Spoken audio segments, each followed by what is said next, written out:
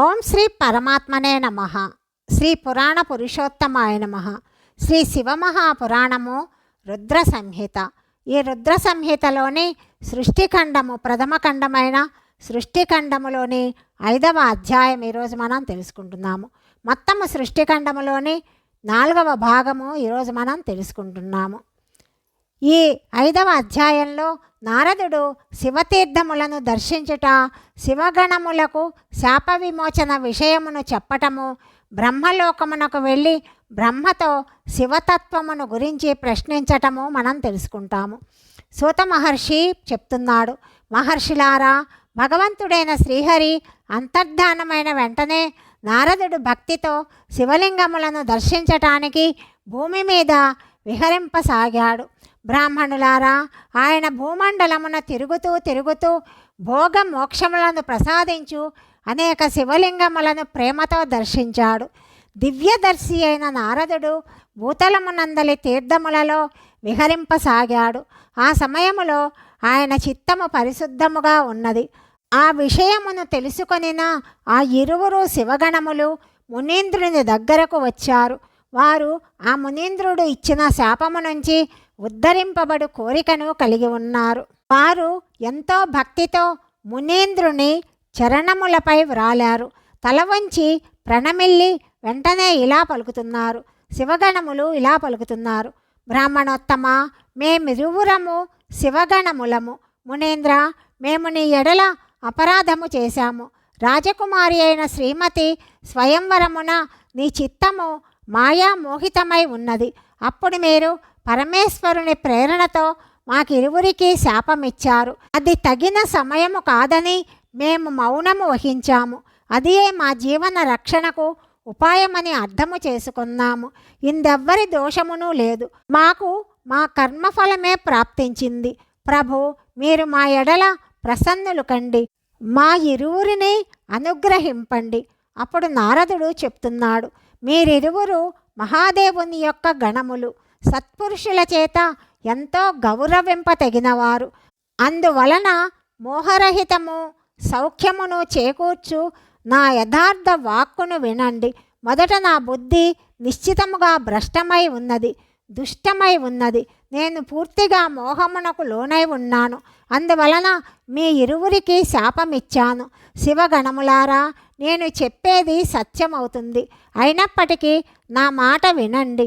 నేను శాప విమోచనమును చెప్తున్నాను. మీరు నేడు నా అపరాధమును క్షమించండి. మునివరుడైన విప్రుని వీర్యముతో మీరు ఇరువురు జన్మించెదరు.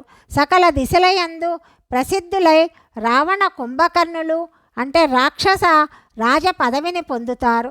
బలవంతులై వైభవోపేతులై ఎంతో ప్రతాపవంతులవుతారు. సమస్త బ్రహ్మాండమునకు రాజులై శివభక్తులు జితేంద్రియులు అవుతారు.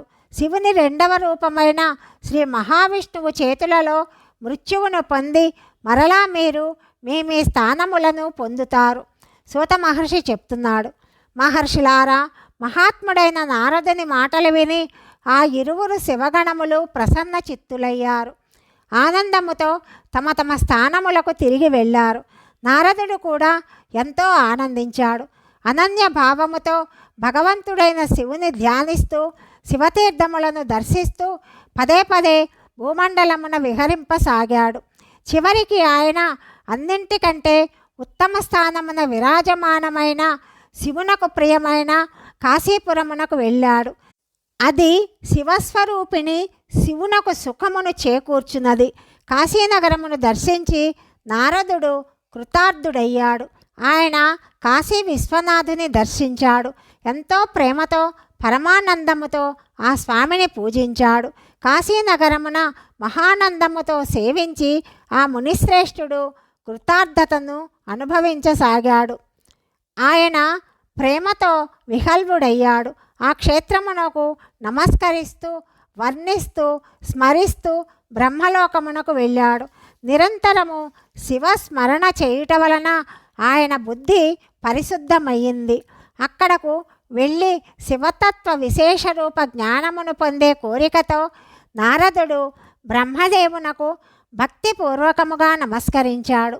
అనేక విధములైన స్తోత్రములు చేస్తూ ఆయనను స్తుతించి బ్రహ్మను శివతత్వ విషయమును గూర్చి అడిగాడు. అప్పుడు నారదుని హృదయము భగవంతుడైన శంకరుని యందు భక్తిభావముతో నిండి ఉన్నది.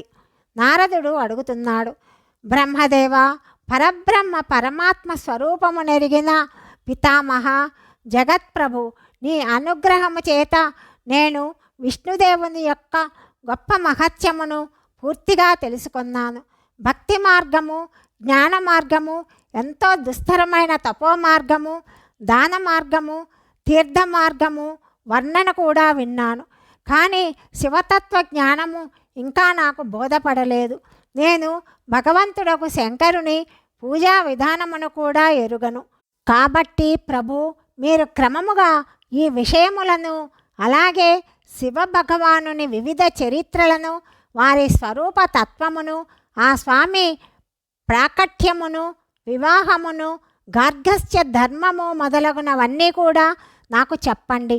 పాపరహితుడవైన పితామహ, ఈ విషయములే కాక ఇంకనూ అవసరమైన అన్ని విషయములను నాకు వర్ణించి చెప్పండి.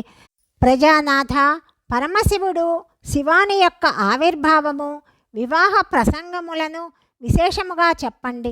కార్తికేయుని జన్మగాథను కూడా వినిపించండి. ప్రభు, ఇంతకు మునుపు చాలామందితో ఈ విషయములు విని ఉన్నాను, కానీ తృప్తి కలగలేదు. కాబట్టి మిమ్మల్ని శరణుజొచ్చాను. నా మీద దయచూపండి. తన కుమారుడైన నారదుని మాటలు విని లోక పితామహుడైన బ్రహ్మ ఈ విధముగా చెప్తున్నాడు అని సూత మహర్షి శౌనకాది మునులకు చెప్పాడు. 5వ అధ్యాయము సమాప్తము. 6వ అధ్యాయము గురించి తదుపరి భాగంలో తెలుసుకుందాం. సర్వం శ్రీకృష్ణార్పణమస్తు.